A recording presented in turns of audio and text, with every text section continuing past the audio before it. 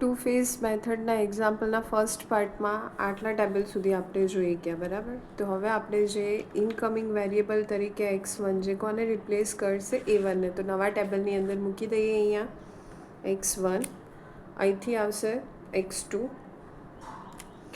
એના કોએફિશિયન્ટ થાય ઓબ્જેક્ટિવ ફંક્શનની અંદર 0 0 મૂકી દઈએ અહીંયા આપણે.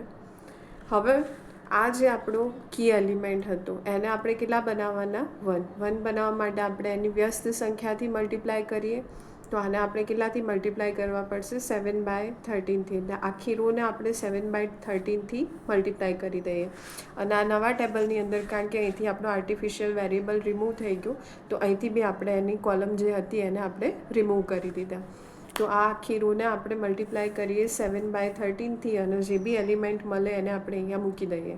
તો 3 × 7/13, 21/13 × 7/13 1, 0 × 7/13 0, -1 × 7/13 -7/13 × 7/13, 7 7 કેન્સલ, 1/13. હવે આનો યુઝ કરીને આપણે આને કેટલા બનાવવાના? 0 બનાવવાના. એટલે આમાં આપણે કેટલા એડ કરવા પડે? -1/7. પણ એ ડિરેક્ટલી એડ નહીં થાય, સો આપણે -1/7થી મલ્ટીપ્લાય કરીને આમાં એડ કરવા પડે. તો આખી રોને આપણે કેટલાથી મલ્ટીપ્લાય કરીશું? -1/7થી. અને એ રોને આ રોના કોરસ્પોન્ડિંગ એલિમેન્ટ્સની અંદર આપણે એડ કરીએ. તો હું ઓપરેશન પરફોર્મ કરીને પછી તમને બતાવું કે કઈ કઈ વેલ્યુ આપણને મળે. તો અહીંયા આપણે જે આગળનું ઓપરેશન હતું એ પરફોર્મ કર્યા પછી કંઈક આ ટાઈપની વેલ્યુ મળે. તો એને આપણે મૂકી દઈએ નવા ટેબલની અંદર. 10/13 0 1 1/13 અને -2/13, જે ઓપરેશન પરફોર્મ કરવાનું હતું એ કર્યા પછીની વેલ્યુ મળી આપણને. હવે શું આવશે? z. તો 0 × +0 × 0 થઈ ગયા. ઓકે. હવે zj, cb × xj, 0 + 0 0, બધી 0 જ થવાની, બિકોઝ આ બંને વેલ્યુ 0 આપી એટલે એની જોડે મલ્ટીપ્લાય કરીશું. તો cj - zj, 0 - 0, આ બધા બી કેવા થવાના? 0. તો બધી cj - zjની વેલ્યુ આપણી કેવી મળી? 0 થઈ ગઈ, = 0. અને અહીંયા તમે બેઝિસની અંદર ચેક કરો તો આર્ટિફિશિયલ વેરિયેબલ આપણા રિમૂવ થઈ ગયા. તો જ્યારે બી cj - zjની વેલ્યુ 0 થાય, 0 અથવા <0, અને બેઝિસની અંદર એક પણ આર્ટિફિશિયલ વેરિયેબલ પ્રેઝન્ટ ના હોય, તો આપણે ફેઝ 2નો યુઝ કરીને હવે આપણું જે ફિઝિબલ સોલ્યુશન હોય એ ફાઇન્ડ કરી શકીએ. તો હવે આપણે ફેઝ 2 માટેનું ટેબલ જોઈએ. તો ફેઝ 2ની અંદર આગળનું જે ટેબલ હતું એઝ ઇટ ઇઝ જ રિપીટ કરવાનું રહેશે. અહીંયા ખાલી ચેન્જ ક્યાં થાય? તો આપણે જે કોએફિશિયન્ટ યુઝ કરીએ. તો હવે આપણું જે ઓરિજિનલ ઓબ્જેક્ટિવ ફંક્શન હતું એમાં જે કોએફિશિયન્ટ હતા એ આપણે અહીંયા લેવાના. x1 x2 s1 s2ના આર્ટિફિશિયલ વેરિયેબલ તો રિમૂવ થઈ ગયા. આપણે જે પ્રમાણે સિમ્પ્લેક્સ ટેબલની અંદર સિમ્પ્લેક્સ મેથડમાં કરતા હતા એ રીતે. તો હવે x1 અને x2 માટે એના કોએફિશિયન્ટ શું આવશે? -1 -1, અને s1 s2ના કોએફિશિયન્ટ શું થશે? 0 0. તો -1 -1 0 0. બેઝિસની અંદર શું આવશે? તો હવે આખું જે આપણું ટેબલ હતું એના જ આપણે અહીંયા રિપીટ કરીશું. તો બેઝિસની અંદર x1 x2, પણ અહીંયા જે એના કોએફિશિયન્ટ છે હવે શું આવશે? -1 -1. અને બાકીની બંને જે રો આપણને આપી એમાં કઈ વેલ્યુ લેવાની? તો આગળ જે આપણે ટેબલ ફેઝ 1નું જે ટેબલ કમ્પ્લીટ કર્યું એમાં જે મળી હતી એઝ ઇટ ઇઝ વેલ્યુ આપણે અહીંયા મૂકી દઈશું.